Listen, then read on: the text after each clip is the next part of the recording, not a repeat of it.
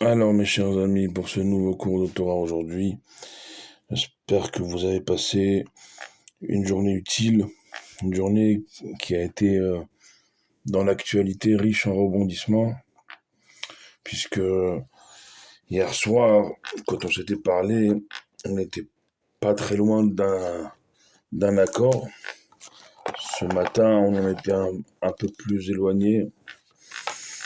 Et finalement, ce soir, euh, on nous dit que ça va quand même se faire, ça va finalement se faire, on l'espère, que demain les choses vont être enfin validées.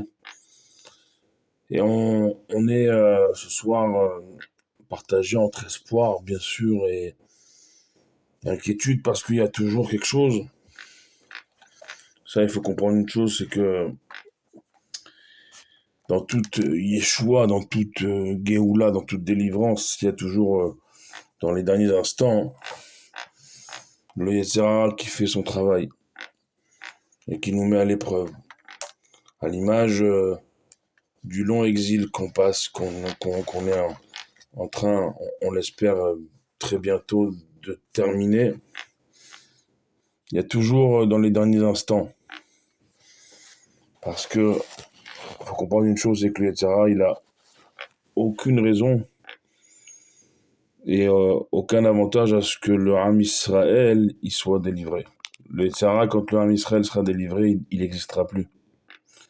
Donc il jette toutes ses dernières forces dans la bataille, dans les derniers instants de l'exil, pour essayer de nous avoir dans les derniers instants et prolonger encore un peu plus notre exil et nos souffrances.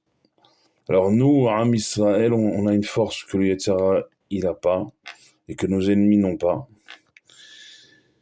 C'est la paracha de notre semaine. Et jusque dans l'identité, les schémotes, les noms, les prénoms, l'importance du rabbi, que le rabbi donne à ce que chaque parent juif donne des prénoms juifs à leurs enfants.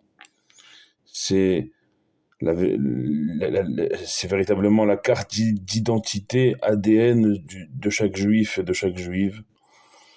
Eh bien, dans le shem, dans le nom de celui qui va naître dans cette paracha et qui va être celui qui va sauver leur âme Israël en Égypte, qui va faire que jusqu'à aujourd'hui, étincelle de son âme brille dans chaque âme juive et que dans chaque génération, comme le dit Rabbi Shimon Bar Yochai, il y a Itpashtuta.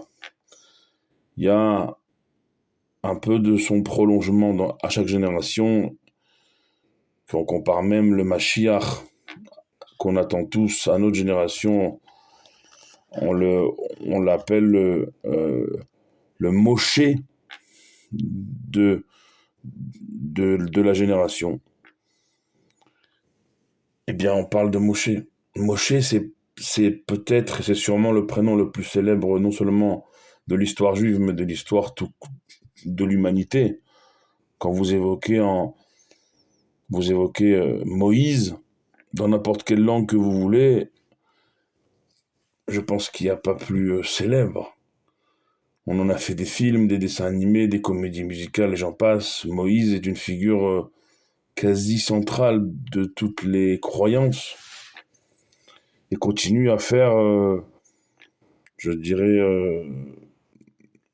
sa personne, sa figure continue à, encore aujourd'hui, à susciter, euh, je dirais, admiration, dans le sens où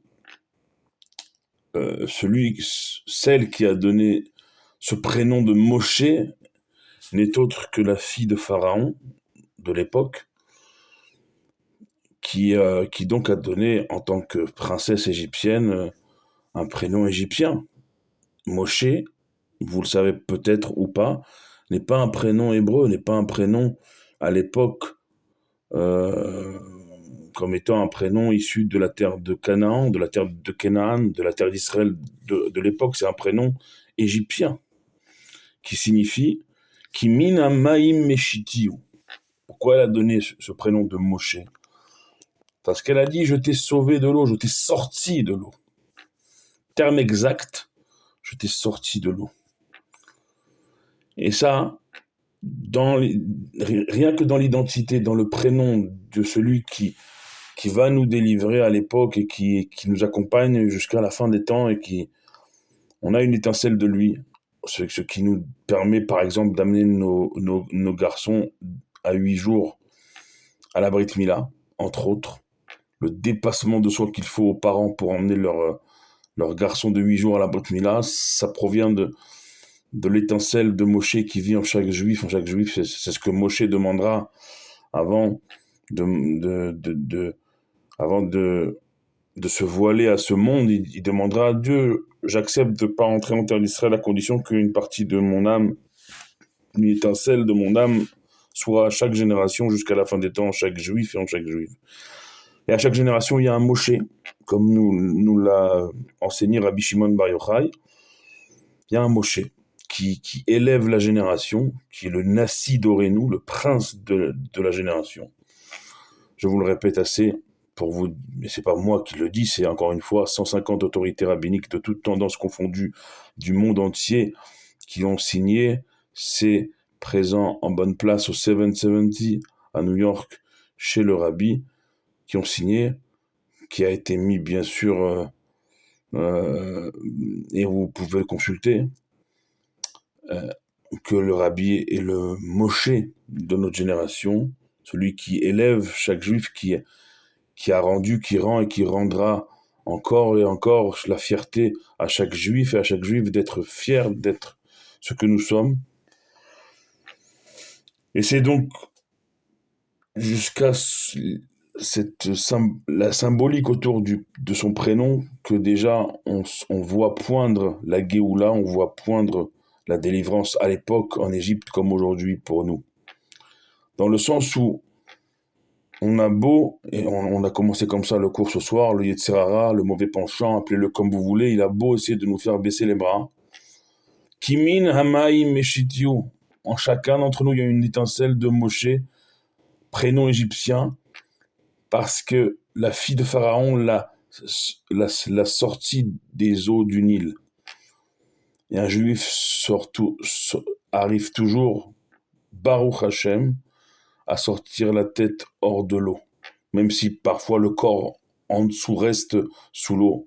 Mais la tête, il arrive toujours à la sortir de l'eau et à lever les yeux vers le ciel pour respirer, ne serait-ce que chez les juifs, on ne dit pas qu'on vit, on dit qu'on survit. Et ça a de quoi rendre fou plus d'un de nos ennemis dans toute notre histoire jusqu'à aujourd'hui. Le RR, la valeur, l'importance qu'on donne à la vie, ça nous vient de Moshe Rabbeinu. Moshe Rabbeinu, il ne devait pas sortir des eaux du Nil, il devait y périr comme nos otages, nos ennemis veulent et jouent depuis plus d'1 an avec nos nerfs et en nous faisant croire que un coup oui, un coup non, en nous faisant croire que c'est pas à cause d'eux, c'est à cause des juifs que d'autres juifs sont otages. C'est à devenir fou. C'est ce qu'ils cherchent, c'est ce que nos ennemis cherchent. Et quand ils voient nos divisions entre nous, finalement, on change nos conditions. On voit que vous n'êtes pas unis entre vous, alors on augmente le prix, le cynisme de nos ennemis. Eh bien, nous, on leur répond ce Shabbat Shemot, Parashat Shemot, vous nous aurez pas. Parce qu'en chacun d'entre nous, on a cette faculté de sortir la tête de l'eau.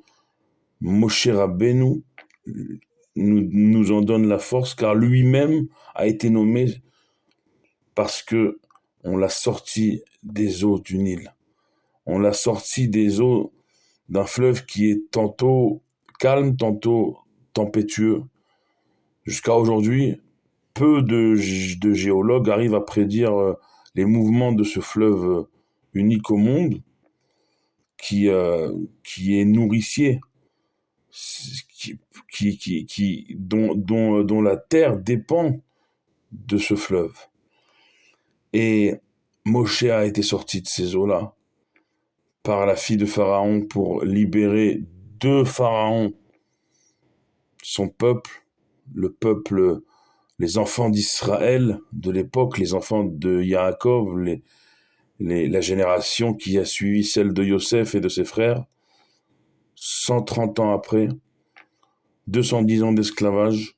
On n'est qu'au début dans cette paracha, bien sûr, de l'interaction qui va se poursuivre sur quelques parachiotes du début du livre de Shemot entre celui qui se prenait pour un dieu à l'époque sur terre, Pharaon, dieu vivant égyptien soi-disant, et notre Moshe Rabbeinu, Moshe notre maître, le premier Rav, le premier maître de l'histoire juive, le premier qu'on a appelé Rabbeinu, Rav, notre maître, la tête des enfants d'Israël, qui reprend le flambeau de Yosef et qui concrétise la Géoula, la délivrance que Yaakov et Yosef avaient avant lui prophétisé, annoncé.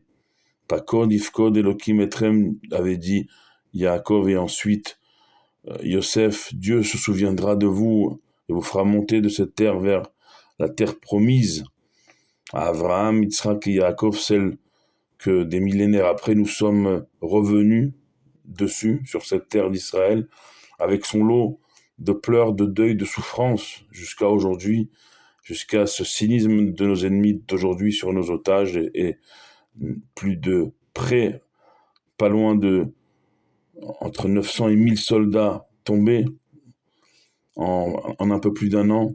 On n'oublie rien. C'est dur, c'est très dur.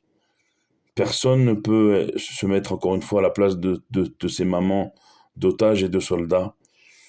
Mais on dit à nos ennemis ce Shabbat Shemot, droit dans leurs yeux cyniques d'assassins, de terroristes. On leur dit Kimin Hamaim Shityu. Notre premier libérateur s'appelle Moshe. Il s'appelle Moshe parce qu'on l'a sorti des eaux. Et en chacun d'entre nous, jusqu'à nos otages à Gaza, il y a cette force-là de Moshe de rester la tête hors de l'eau et de survivre. Alors, que ce Shabbat soit le Shabbat comme dans la paracha du Atralta di Geoula, du début de notre délivrance pour nos otages, pour le retour de nos otages, le retour de nos soldats en vie, sains, ça va être très dur, vu ce qu'ils ont enduré, mais sauf, on l'espère tous de tout notre cœur, on va faire un Shabbat de prière incroyable, et on verra la Géoula, on verra la délivrance. Soyez bénis, priez pour nous comme on prie pour vous ensemble, on sera toujours plus fort. Baruch Adonai Leolam, Amen ve Amen, Good Shabbos, Shabbat Shalom, Umevorach.